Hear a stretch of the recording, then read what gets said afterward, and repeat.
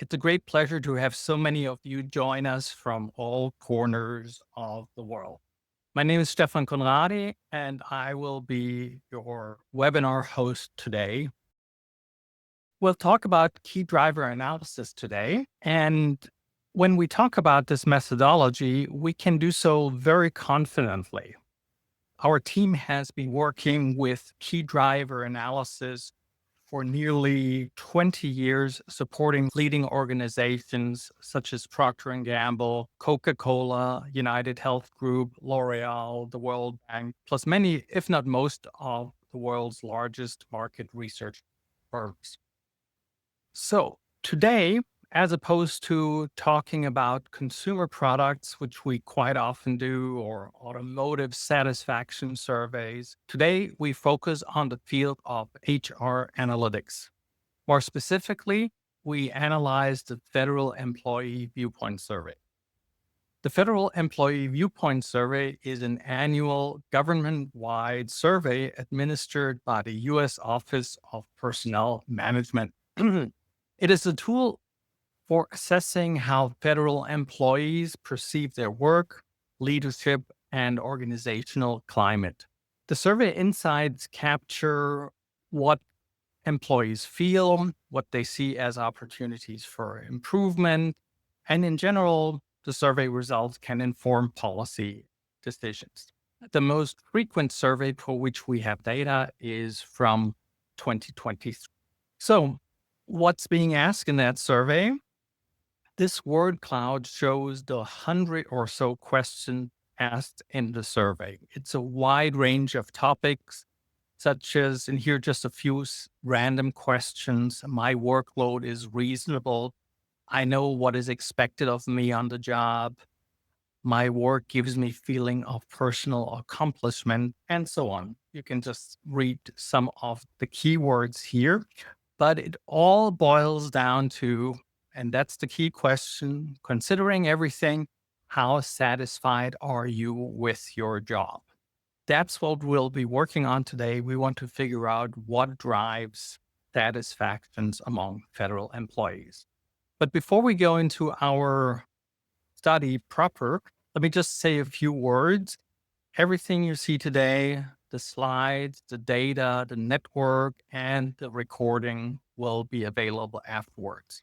So, and that is also important to point out. We have a chat channel, which you've already been using extensively, as I can see.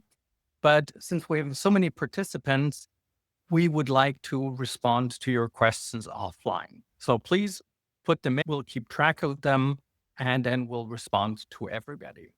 When I say key drivers analysis or performing a key driver analysis from survey data, it really sounds like a fairly standard task for a researcher, but this task contains pitfalls. One could say that the title itself, Key Driver Analysis from Survey Data, is a trap. In a way, it's a paradox. Why am I saying this? Well, key driver analysis, driver is a fundamentally causal concept. It implies the knowledge of causal direction. On the other hand, survey data, opinion survey data, is non-experimental data, strictly observational data, which we in general can't use for causal inference. So what I want to do up front here is bifurcate our webinar today into two subsections.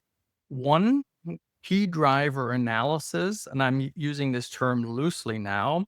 This will be our observational workflow, our non-causal workflow, and then the impact analysis, our second step, which will be our causal workflow. Here is the structure visualized a little bit, that we start with survey data. We build our non-causal workflow, perform an observational key driver analysis, and then we switch gears, bring in causal knowledge. We'll show you the causal workflow and then perform a proper impact analysis looking for a causal effect. So let's start with the first part, and I will gloss over the fact or the rationale for us, why we're using Bayesian networks. Many of you have already participated in our courses, read our book, etc. I'm merely stating that we're using Bayesian networks as our framework, which we've been using now for over 25 years. And our software, BayesiaLab, is built on that framework. Let me just talk a little bit about the workflow, the BayesiaLab workflow in general, how we go about building models. And we should read this diagram from left to right. There are multiple ways we can build a Bayesian network model. The simplest way, perhaps, is use expert knowledge and code that knowledge manually into a Bayesian network. We can machine learn from data, perform knowledge discovery. We will do that today.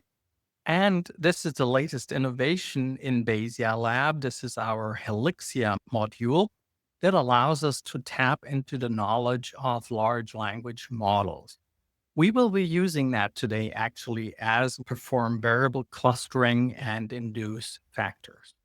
Once we have built our Bayesian network from one or more of these data sources, then we can utilize it to analyze, simulate, optimize, diagnose, whatever our research question is. And our tool set, of course, is everything related to BayesiaLab. BayesiaLab Professional will be our software that you will see in action today, with a little focus also on Helixia, which is a component inside BayesiaLab.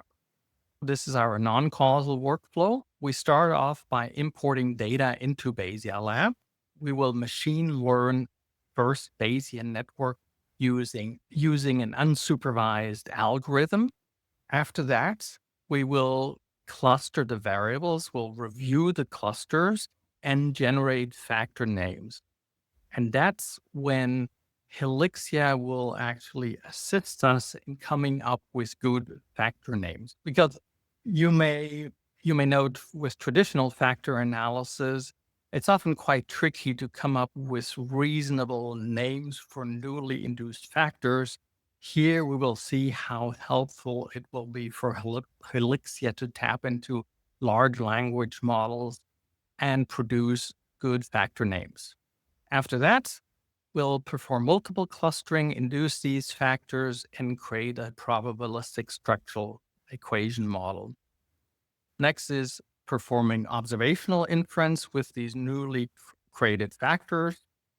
So we will see what questions are important, most important for employee satisfaction. And then finally, we'll run an optimization to tell the federal government what they should ideally do to improve the satisfaction of their employees. Let me quickly talk about the data set. It's a little bit simplified from the original, but it's very, very close. We've just excluded variables that really don't help in the context of our study today. So we have 90 variables representing answers to satisfaction questions, like we saw in the word cloud earlier. Then we have 11 demographic variables and organizational attributes, for instance, age, management role. We have, and that's an important one, for instance, which agency you're working in. But then our target nodes, our dependent variable, is considering everything, how satisfied are you with your job? We have a survey weight variable, and in total, unweighted, about 500,000 observations. So that's a very nice sized data set. We don't have to worry about a lack of sample today. All right. So let me talk about a few challenges, and I'm jumping ahead a little bit because I'm already showing you a Bayesian network, even though we haven't even gone through the steps of learning one. What you see here is our 2D mapping visualization of a Bayesian network learned with supervised learning. And at the center is our dependent variable, the question about overall satisfaction. And we can see all the question variables, the potential driver variables, are connected to the target, but there are also a lot of connections between the questions. So we have a very high degree of collinearity. Traditionally, that's a problem in statistical analysis, as we will see, not an issue at all working with Bayesian networks. A second challenge that you would have if we remained in the traditional framework would be the coefficients. Here, they seem linear, but what's most notable is that all have a nearly identical slope. So on this plot, the rating of the individual questions is from 1 to 5. That's on the x-axis. On the y-axis, we have overall satisfaction, also on a 1 to 5 scale. And that actually applies to all the questions that we're dealing with. I think without exception, they're all on a discrete 1 to 5 scale, with 1 the most negative and 5 the most positive possible response. So much for the background. I would now like to show you how we bring this data into BayesiaLab. We're opening the original data file as it is available from the Office of Personnel Management. Here we see a preview of the data as it comes in. All are discrete variables except for the one that is now highlighted in green. This is the weight variable that we tell BayesiaLab that it is a weight variable as opposed to a normal continuous variable. And here we have our data set initially imported with the original short labels. But what's very helpful, and this is more of a practical point for users of BayesiaLab, we will use dictionaries here because working with short names like Q1, Q2, Q3 is perhaps good for visualization purposes to fit everything on screen. But for working with and interpreting the result, we really want to know the full variable name, or in this case, the full question. So we are bringing in the full question as long variable names. We bring those in with a text file. And similarly, we also bring in the state names of the possible responses, such as strongly agree, agree, neither agree or disagree, disagree, strongly disagree, and so on. So we bring in these dictionaries. So we have the correct variable labels, the correct node names, long node names, and also the correct state names. So here I'm just bringing these in so you can see how this works. So now we have the long names instead of the short variable names. Now here, another view zoomed in a little bit further where we can see how under each node representing a variable has the label, the long variable name as a label. What we are proceeding to now is learn an initial Bayesian network. We're using the maximum weight spanning tree to discover our initial structure. And this is really happening faster than I can actually explain it. Here is now our maximum weight spanning tree representing the joint distribution of the underlying survey of responses. Now, as I said earlier, we have tons of variables and we need to make sense of them. And we need to try to see the forest despite all the trees. So a very important step that we're taking here is dimension reduction. So what we want to do now is bring all these 100 plus variables, group them into bigger themes, or rather have latent variables or factors represent clusters of variables. So we're using BayesiaLab's variable clustering function. And I will not go into the details here, but let's now, instead of talking about the theory of variable clustering, let's see that in action. And in this context, you will now also see Helixia contributing knowledge to this clustering process. The clustering now is applied to our network. Here we're selecting GPT 5.4 as our knowledge source. The clustering has already happened, or a first proposal has happened. And what we see now is a dendrogram that shows us what the proposed clusters are. You see this little counter in the upper right-hand corner that goes up and down. We're moving this to look at possible alternative cluster configurations, because what BayesiaLab proposes is just that, a proposal. And so we can now review what in that proposal, what clusters, what factors are proposed.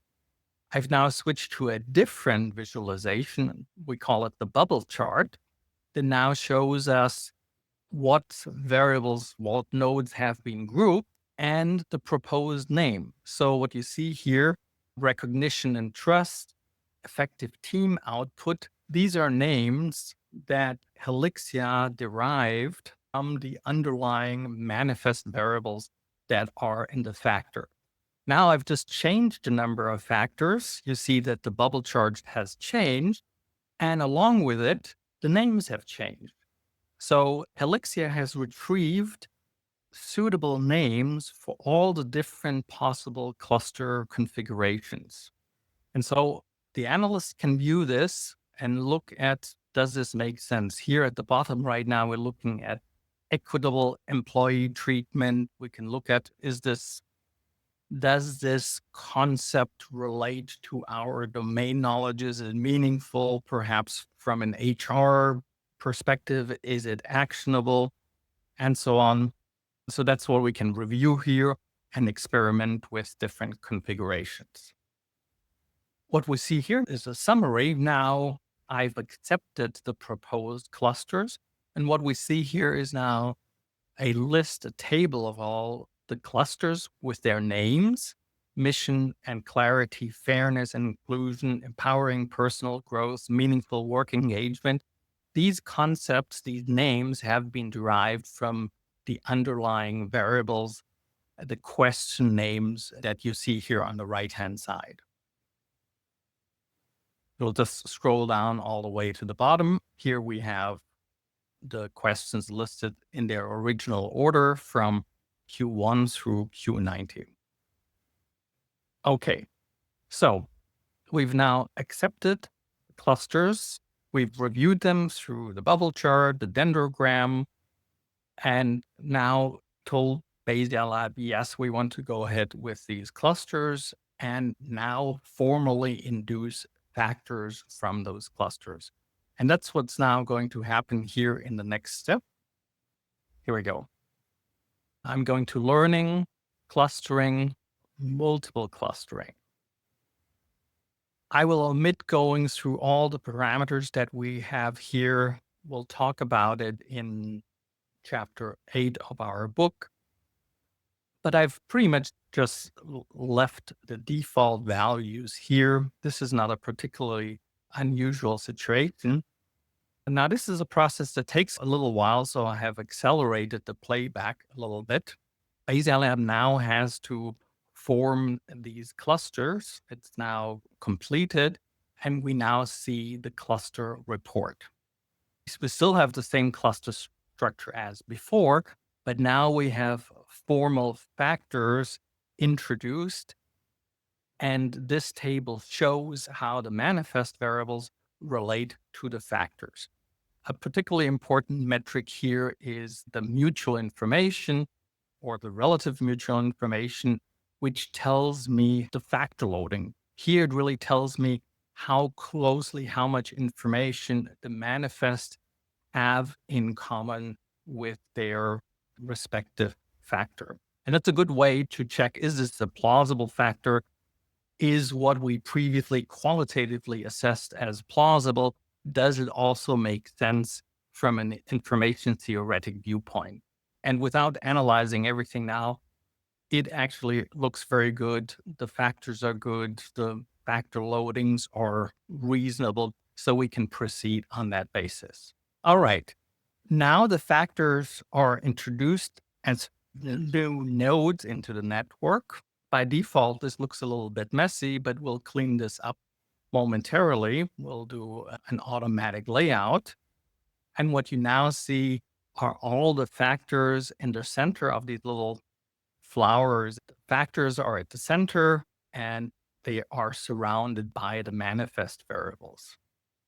So now we have another opportunity to review this for plausibility. We'll just scroll all the way down.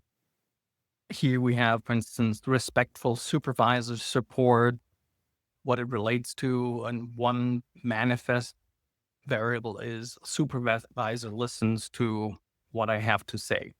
And I think the sanity checking is very important, that thanks to the visualizations we have, we really have the ability to compare this to what we know about the domain. So now I've zoomed in on the factor and the manifest variables related to meaningful work engagement. And here I'm showing what the factor states actually mean. Because meaningful work engagement is really a summary of the underlying manifest variables. So in a way, meaningful work engagement now has three states: low, medium, and high, summarizing all the underlying manifest variables. And this is important now because this now makes it much easier to comprehend and to analyze as we now proceed to relating the factors to the target node. Really cleans up the entire structure and helps us understand what the bigger themes are. So here again, we've all our clusters with the factor in the middle. And where you see the mouse pointer, that's where I've just added the target node, overall satisfaction. So let's now connect that node to all the factors and run an automatic layout, or more specifically, the radial layout, which I quite like because it's visually appealing. I think it's quite pretty.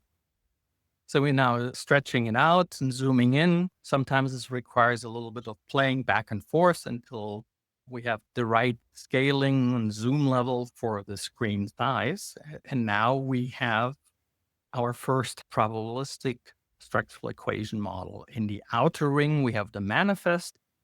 In the inner circle, we have the factors. And at the very center, we have our target node.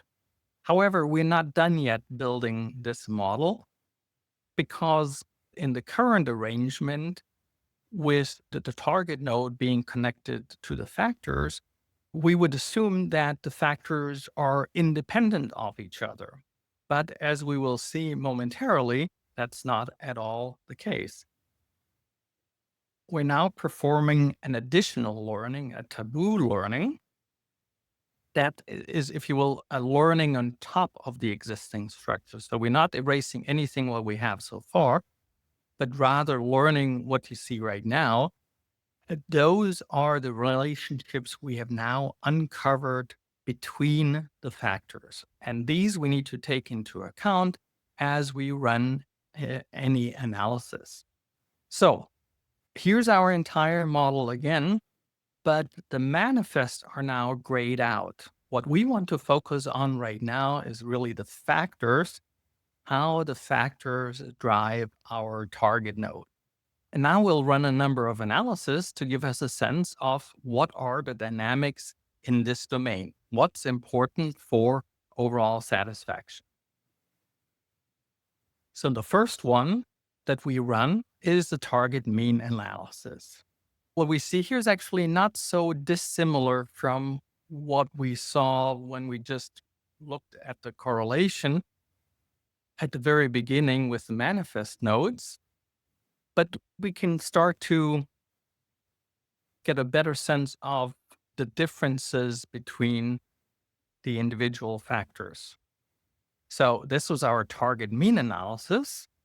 Another way we can analyze this is to calculate the slopes of these relationships with our target analysis report, which comes up here. And this report now tells us, if you will, the parameter estimate. Of course, we don't have parameters in the traditional sense in BayesiaLab, but it shows us the derivative at the mean value of the x values with regard to the slope. I'll perhaps come back to this in a little bit because the screen recording is now faster than I can talk. What we just saw here after we saw the report was the individual parameter estimate. We saw a quadrant plot that showed us both the rating and the effect of each of these factors. So it's started to give us a sense of current achievement, what is the current level of satisfaction, and what would be the corresponding effect on the target node. We will look at this in more detail. Therefore, I don't feel so bad for kind of glossing over it here. But now we need to bear in mind that this is ultimately about identifying the best, the easiest way for the government to increase the employee satisfaction.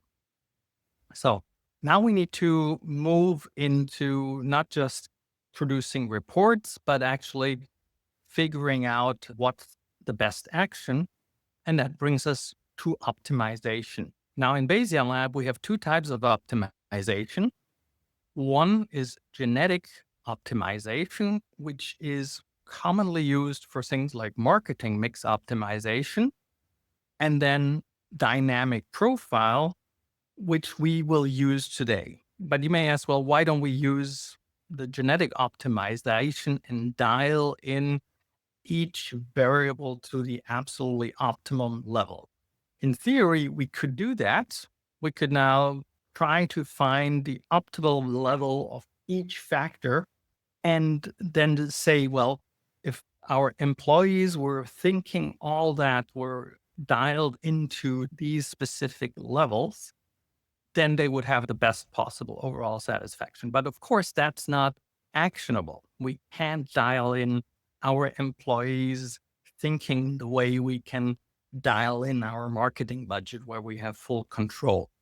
So the type of optimization here is a little bit different.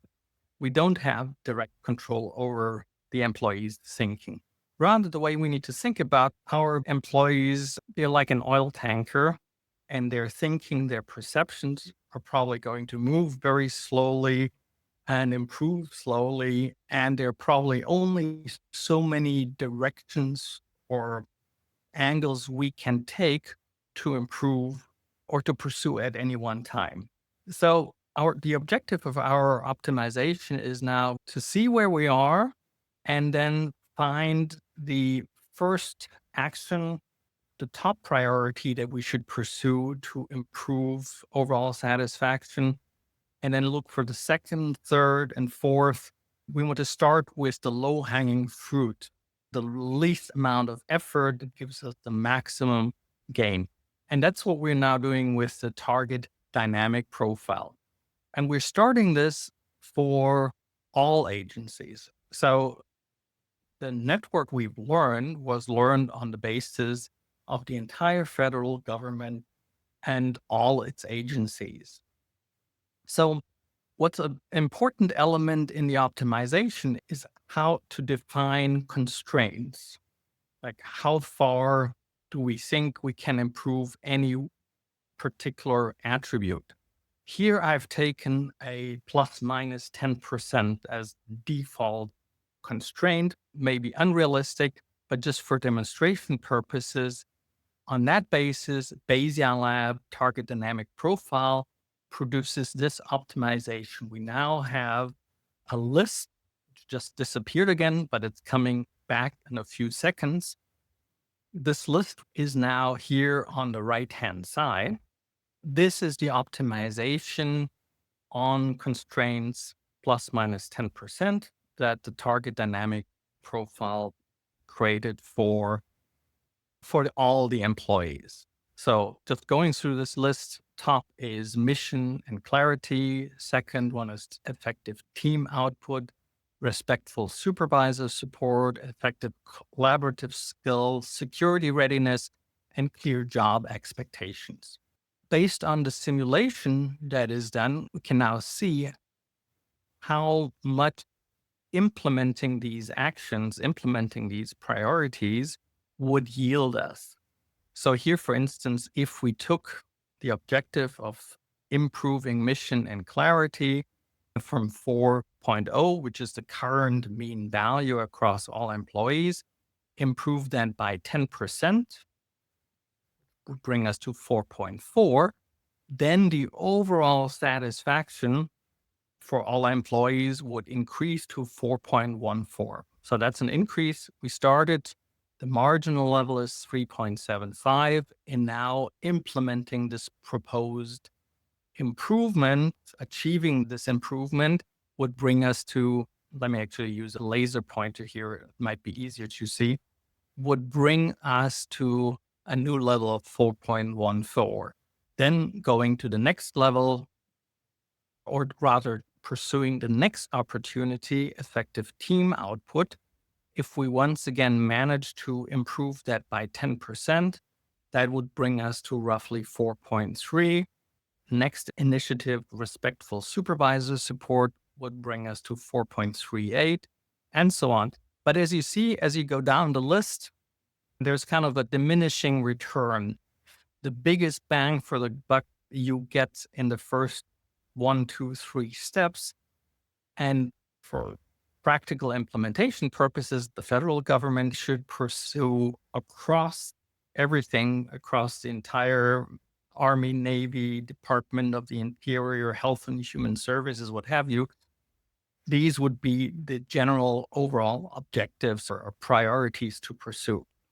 There's another table to the left that shows us what we had computed earlier, where we simply calculated the effect or the slope or the parameter estimate of each of the factors.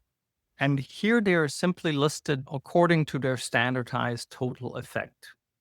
The total effect is perhaps easier to interpret immediately. Total effect means here in the case of the first factor, if I increase empowering personal growth, if I improve the factor level by 1 unit, I would improve the overall satisfaction by 0.8666 units.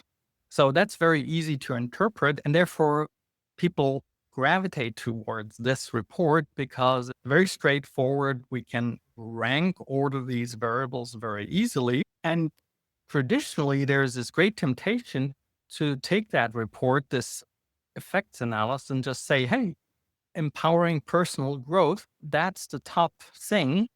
Well, we should do this. And then second one is recognition and trust and meaningful work engagement. You may say, okay, here we have our top 3 priorities. But that is not so. In fact, of these top 3 items that are in the report, not a single one appears in the optimization report.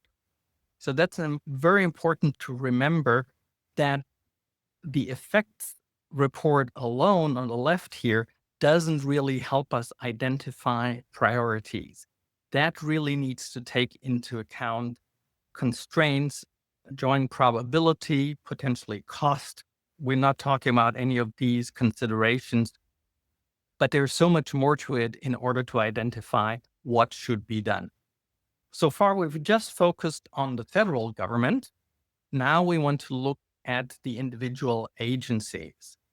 We have a variable in this model that represents the individual agency. I don't know, like 24 different agencies. And we're now going to replicate the network we have using multi-quadrant analysis, look at the current rating and effect department by department. So I'm just scrolling through this very quickly to show how different the dynamics are between different departments. I mean, some variables rise to the top fairly consistently.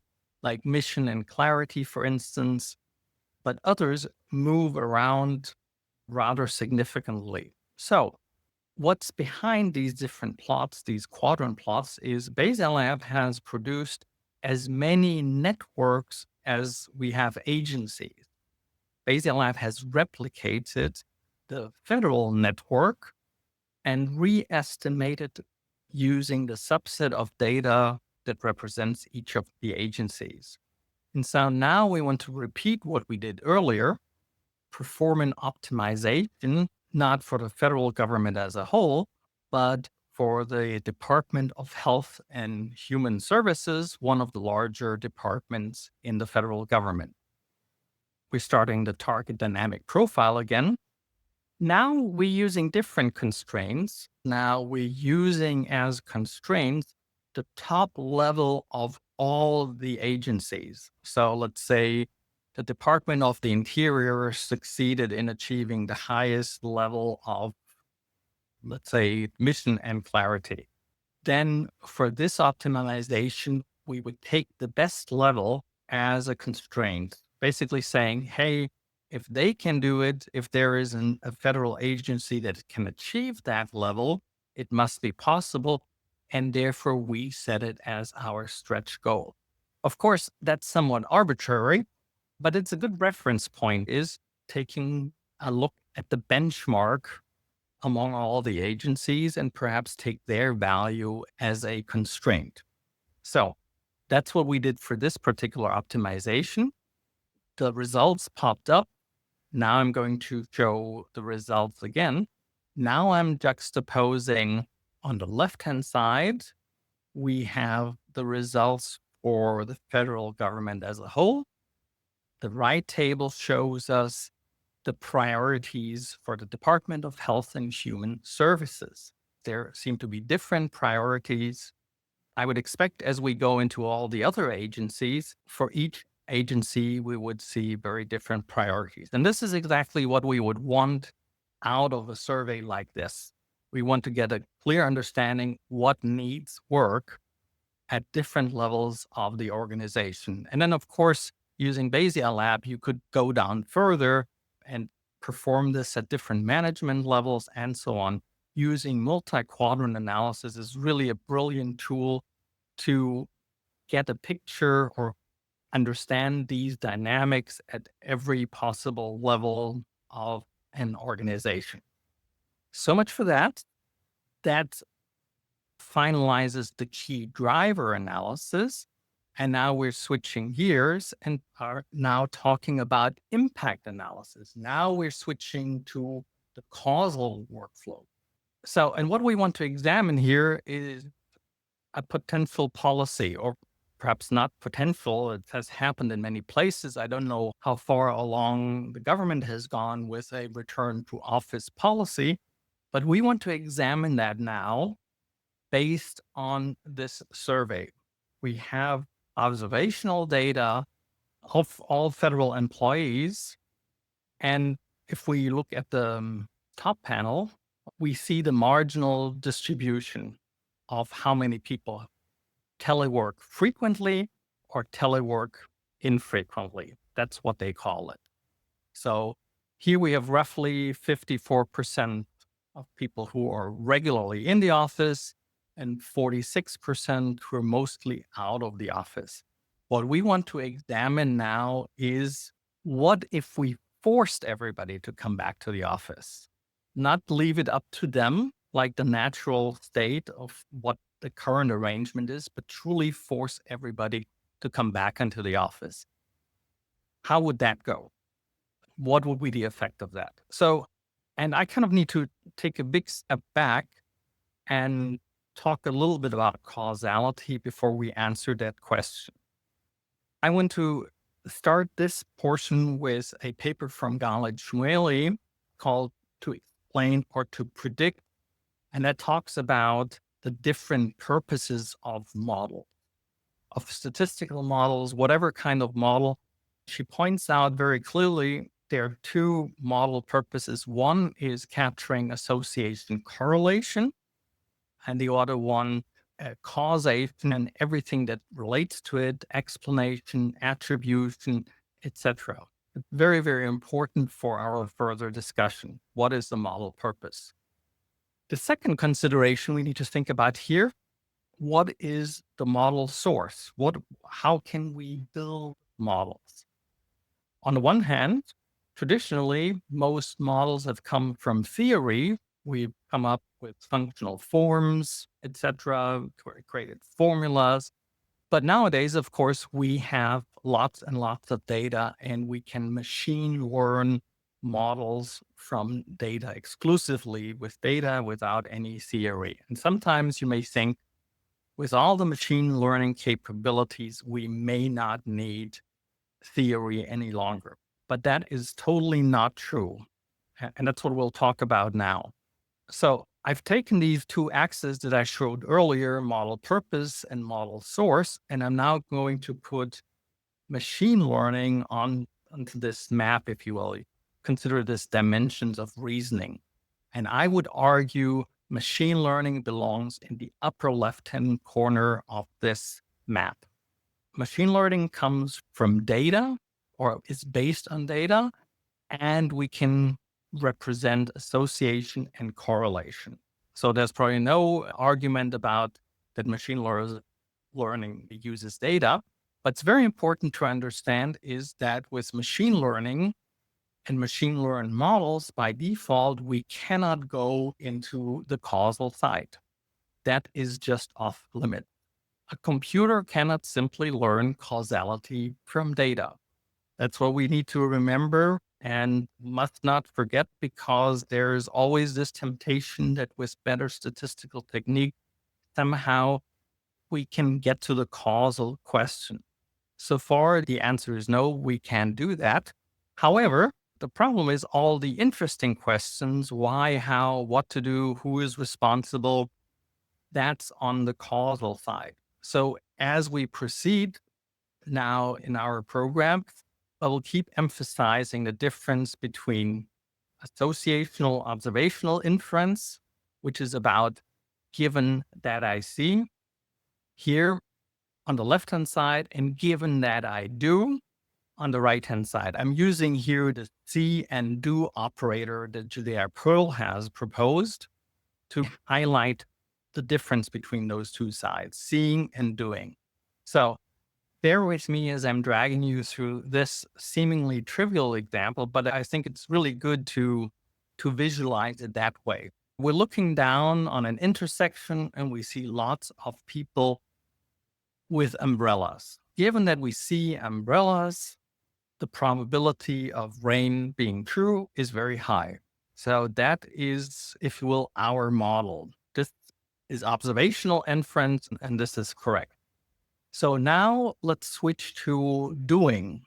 So now we have a gentleman who stands on a field and holds up an umbrella.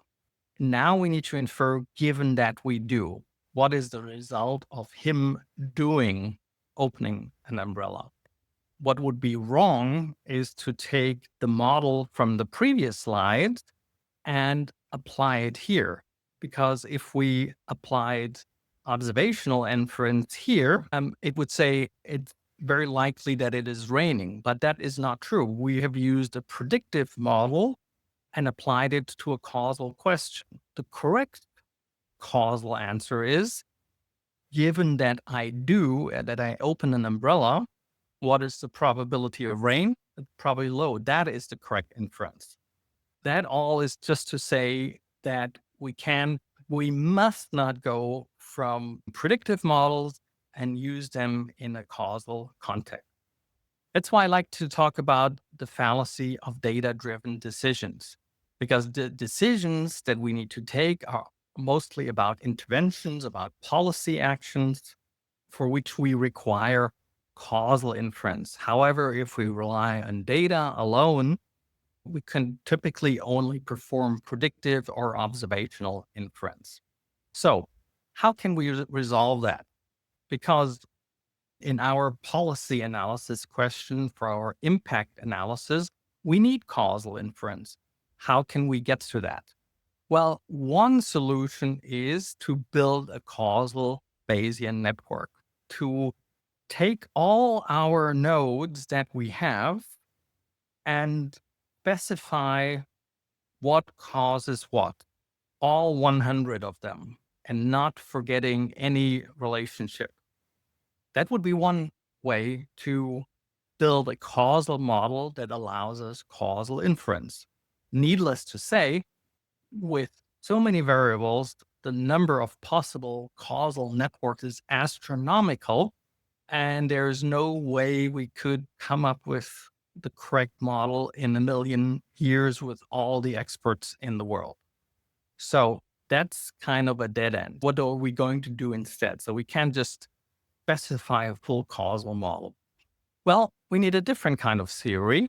And luckily, that theory has been discovered by Tyler Van de Velde and Ilya Spitzer, who published a new criterion for confounder selection that has become known as the disjunctive cause criterion.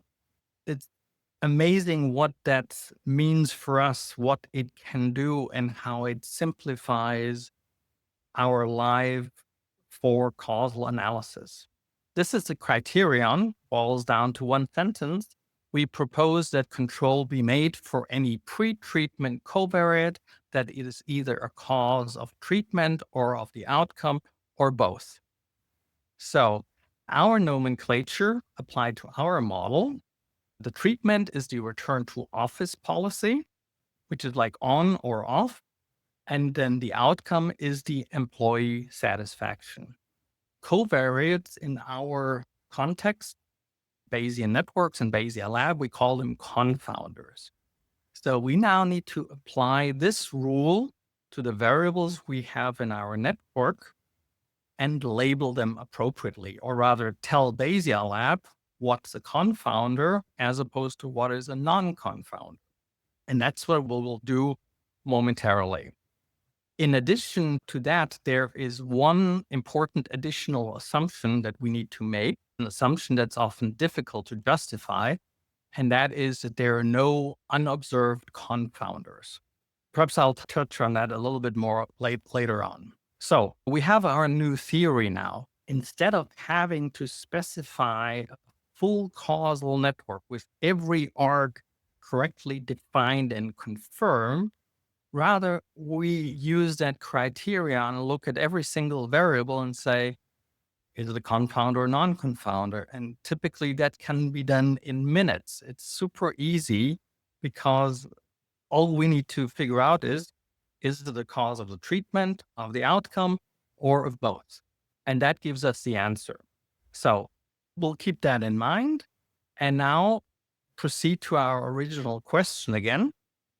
We want to know, what is the effect? What is the impact of the return to office policy? What if we forced everybody to come back to the office?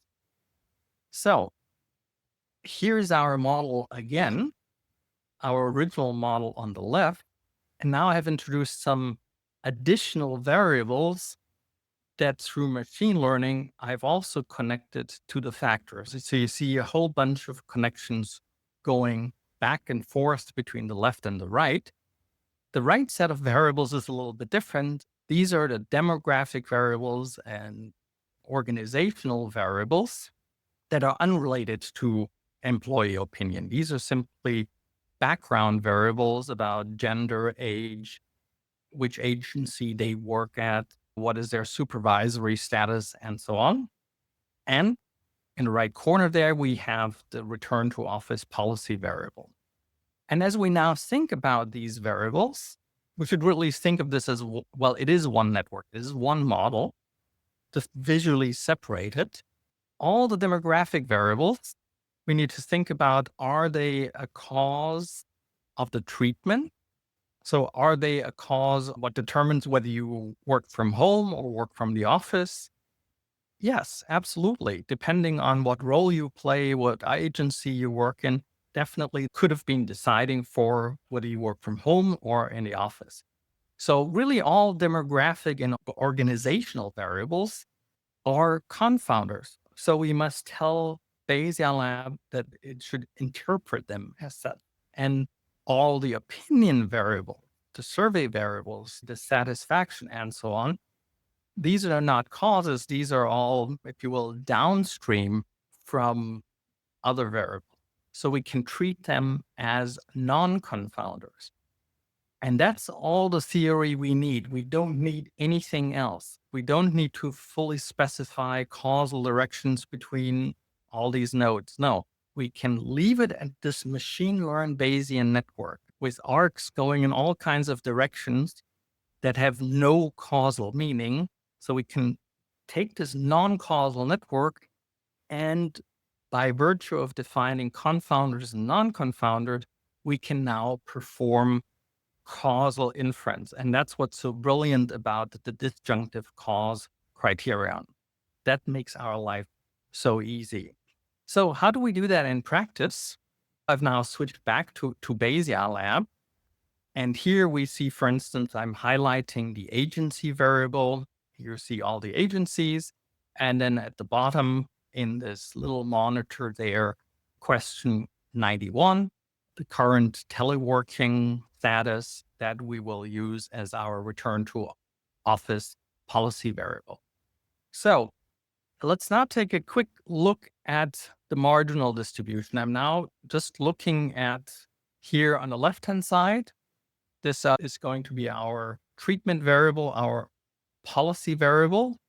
On the right-hand side is the principal outcome variable, the overall satisfaction. And here in the middle are all the variables we've defined as confounders. Let's go through this again, the seeing versus doing.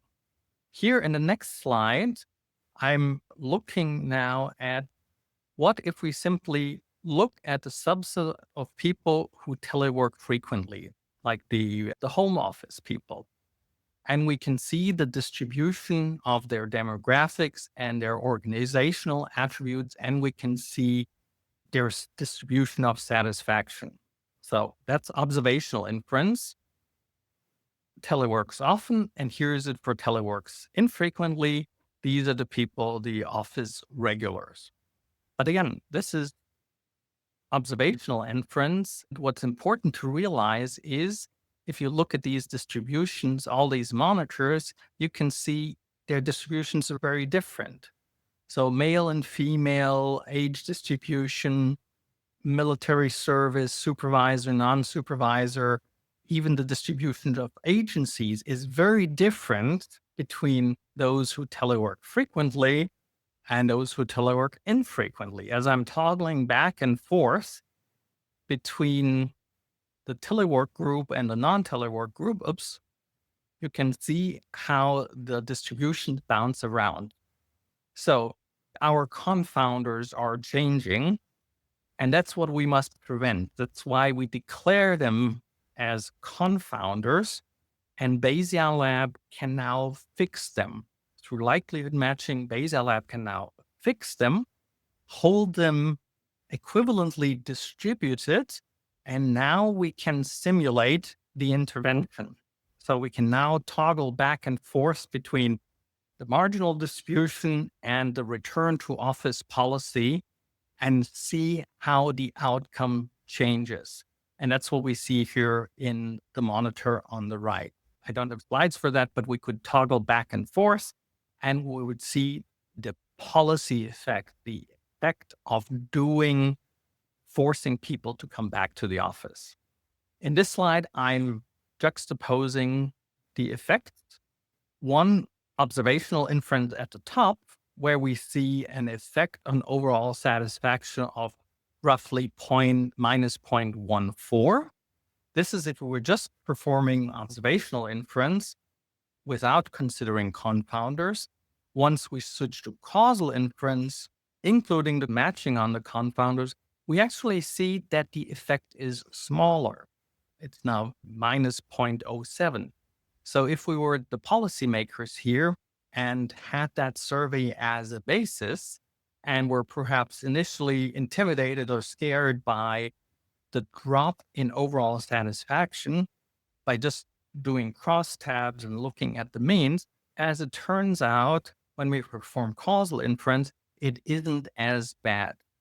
That's the result from what we've done here. So that's a prototypical example of how we can perform impact analysis. Causality is a huge topic, and I would encourage all of you to take a look at Judea Pearl's The Book of Why, that goes through a lot of the things that I've talked about in great detail, also at a more conceptual level, at a philosophical level. Super interesting. So I encourage you to read that and study that. I think it is really critical for anybody who works in research. So early on, I mentioned Helixia, and now I'm switching to the concluding part of the webinar. I mentioned Helixia, what it can do, or how we have used it today, but there's so much more to it. There are dozens and dozens of functions that you can perform with Helixia. So we are starting a new course called BayesiaLab and Helixia Innovations with GenAI. And our first course of that program will be in Paris, June 10th through 12th. We encourage you to participate in that. We will also have a second course in the context of our annual conference in the fall in Boca Raton, Florida. So please bear that in mind. The Helixia course, Paris is a great place to visit in the spring, and Florida is a great place to visit in the fall. I encourage you to join us for our annual conference in Boca Raton. We have a great facility, great venue at the Florida Atlantic University. Should be a fantastic event with lots of participation from all over the world. And finally, if you like what you've seen and now perhaps want to experiment with that on your own, you can go to our website, beisia.com/downloads, and simply download a trial version of BayesiaLab, download the data from the Federal Employee Viewpoint Survey, and pretty much replicate all the steps that I've shared with you today. So that brings me to the conclusion of our webinar. I thank you all for participating. Please feel free to reach out with any questions that you may have. We will take a look at everything that you've posted into the chat box and make sure that we reply to you. And with that, thank you again and have a fantastic day.